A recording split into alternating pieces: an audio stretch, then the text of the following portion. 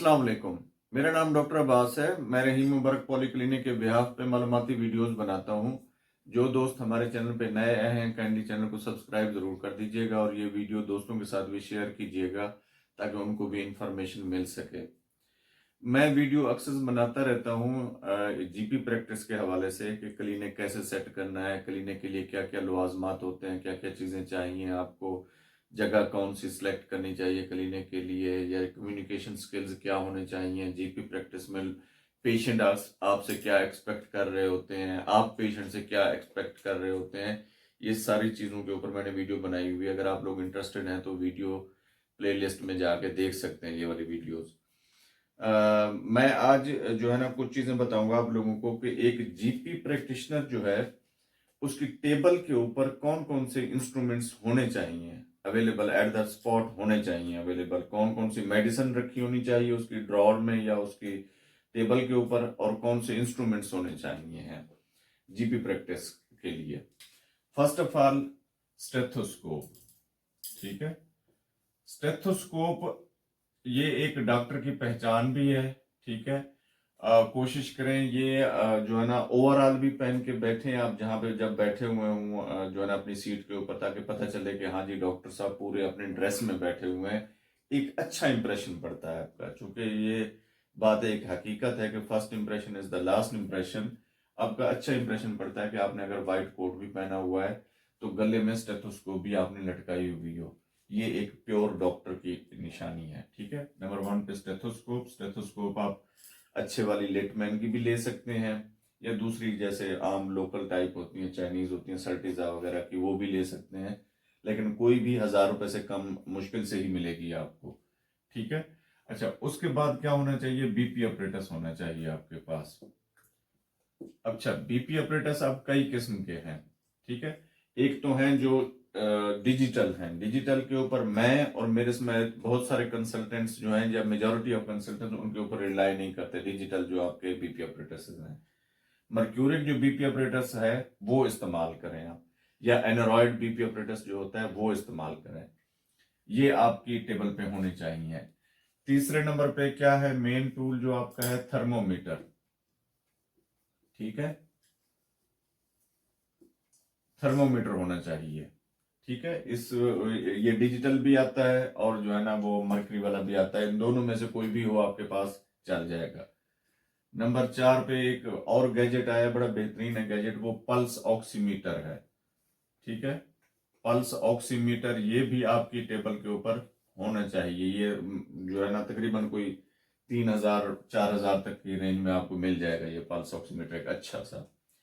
उसके बाद क्या होना चाहिए आपके पास, जो है ना लाइट होनी चाहिए एक।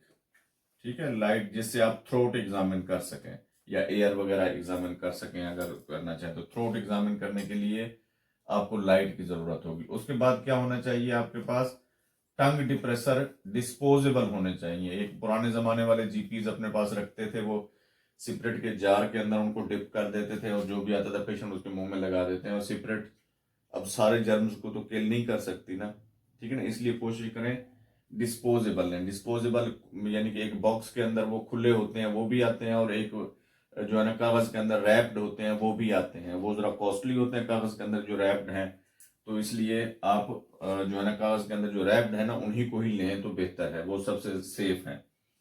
इसके बाद क्या आ जाता है नंबर 7 के ऊपर, ओटोस्कोप। ठीक है ना, जैसे कि एयर एक के साथ पेशेंट्स आ जाते हैं आपके पास, या एयर डिस्चार्ज के साथ आ जाते हैं, तो आप ओटोस्कोप से उनके एयर को एग्जामिन करते हैं। तो ये चीज आपके पास होनी चाहिए है। ठीक है, अच्छा इसके बाद नंबर 8 पे क्या आ जाती है चीज, नंबर 8 पे आ जाती है आपके पास हैमर होना चाहिए। ठीक है, हैमर होना चाहिए जो आप रिफ्लेक्सेस चेक करते हैं जिससे। ठीक है, ये वाली वो चीजें हैं जो आपके पास होनी ही होनी चाहिए आपके क्लिनिक के अंदर, या आपके टेबल के ऊपर रखी होनी चाहिए। बाकी एक्स्ट्रा क्या चीजें हो सकती हैं वहां पे, ठीक है, एक तो जो क्लिनिकल मेडिसिन की बुक है जो है ना ऑक्सफोर्ड की, वो रखें अपने पास। ठीक है, वैसे आजकल तो सेल फोन पे ही हम सारी वो रेफरेंस वगैरह देख लेते हैं गूगल के ऊपर ही, लेकिन एक वो बुक होनी चाहिए आपके पास। वैसे पढ़ी हो तो बंदे का वैसे ही पढ़ने को दिल करता है उससे, तो अपने नॉलेज को आप इन्हांस करते रहें। ठीक है, हैंडबुक एक जो है ना होनी चाहिए। उसके बाद आपके पास टैबलेट कैपोटेन, ठीक है, कैपोटेन और एनजीसिड, ठीक है, ये आपके पास अवेलेबल होनी चाहिए एट अ टाइम। ठीक है, ताकि अगर कोई हाइपरटेंशन का पेशेंट आपके पास आ जाता है तो फौरन आप उसको ये वाली ट्रीटमेंट, जो बेसिक ट्रीटमेंट है, ये दे सकें आप उसको। ठीक है, इसके बाद आपके पास क्या होना चाहिए, कैंडीज होनी चाहिए। जो पेशेंट, बच्चे खास तौर पे आते हैं आपके पास तो वो कोऑपरेटिव इतने नहीं होते। ठीक है, लेकिन जब आप उनसे हंस के जरा बात करते हैं, उनको कैंडी पेश करते हैं, तो वो थोड़े से मानूस हो जाते हैं आपसे, आपके साथ कोऑपरेट करना शुरू कर देते हैं, तो आप अच्छे से एग्जामिन कर सकते हैं उसको। ठीक है, अच्छा, उसके बाद क्या है, जो है ना वो चीजें ऐसी हैं कि जो वो तो आपको जरूरी है आपके लिए, जैसे प्रिस्क्रिप्शन पैड हो जाता है। ठीक है, ये तो आपने रखना ही रखना है, जो कि दवाई आपने लिख के देनी है। ठीक है, प्रिस्क्रिप्शन पैड में या तो एक सिंगल पैड वाला हो सकता है, या फिर एक छोटी सी पर्ची भी जीपी शेप अगर आप कर रहे हैं, अब डिस्पेंसरी से भी अपनी कोई जो लूज मेडिसिन है वो भी देते हैं, तो वो छोटी एक स्लिप भी आप अपने पास रखेंगे जो कि डिस्पेंसरी को जाएगी कि इस पेशेंट को ये वाली डिस्पेंसरी आइटम्स भी आपने देनी है। ठीक है, उसके बाद बाल पॉइंट्स हैं, अच्छे से बाल पॉइंट्स हो आपके पास। ठीक है, कोशिश करें 2 बाल पॉइंट्स हो आपके पास। ठीक है, एक जो है ना ग्रीन में हो, ग्रीन कलर का हो, और एक ब्लू कलर का हो जो ट्रेडिशनल चलता है। ग्रीन कलर का क्यों हो आपके पास, उसकी रीजन ये है कि जो आप, यानी कि आप पेशेंट को एक जो है ना वो एडवाइस करते हैं कि जी ये वाली मेडिसिन तो आपने हर हाल में लेनी है और इतने दिन लेनी है। ठीक है, जिसको बिल्कुल स्किप नहीं कर सकते आप, तो उनको आप ग्रीन से मार्क कर दें कि जी ये वाली मेडिसिन है। ब्लू जो सिंपल वो मेडिसिन लिखते हैं आप, जो उनको आप ब्लू के साथ जो है ना वो कर सकते हैं, पेस्ट कर सकते हैं आप उसको। ठीक है, ये कुछ चीजें हैं। और दूसरा फिर क्या है, आपका जो है ना जो विजिटिंग कार्ड है वो होना चाहिए आपके पास। ठीक है, आपके टेबल के ऊपर विजिटिंग कार्ड आपका जरूर होना चाहिए है।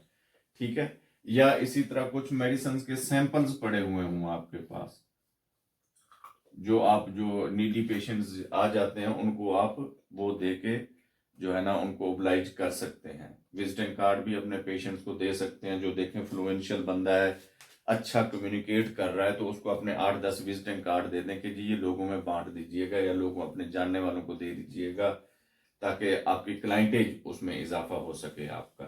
ठीक है, ये कुछ चीजें थी, मैंने कहा मैं आपसे शेयर कर लूं, क्योंकि जब आप क्लिनिक शुरू कर रहे होते हैं तो आपको उस वक्त आइडिया नहीं हो रहा होता कि क्या क्या चीजें यार लेनी चाहिए। मैंने कोशिश तो यही की है कि आपको एक ही जो है ना गो में सारी चीजें बता दूं। बाकी अगली वीडियो में मैं किसी दिन बनाऊंगा जिसमें बाकी जो जरूरत की चीजें हैं, जो क्लिनिक आपके क्लिनिक के अंदर होनी चाहिए, आपकी टेबल से हट के जो इंस्ट्रूमेंट्स हैं या कुछ मेडिसन है या क्या क्या चीजें और दूसरी हैं, दूसरे लवाजमात हैं जो वो होने चाहिए आपके पास। उम्मीद है ये मालूमाती वीडियो आपको पसंद आई होगी। हमारे चैनल को लाइक, सब्सक्राइब और दोस्तों के साथ शेयर जरूर कीजिएगा। शुक्रिया।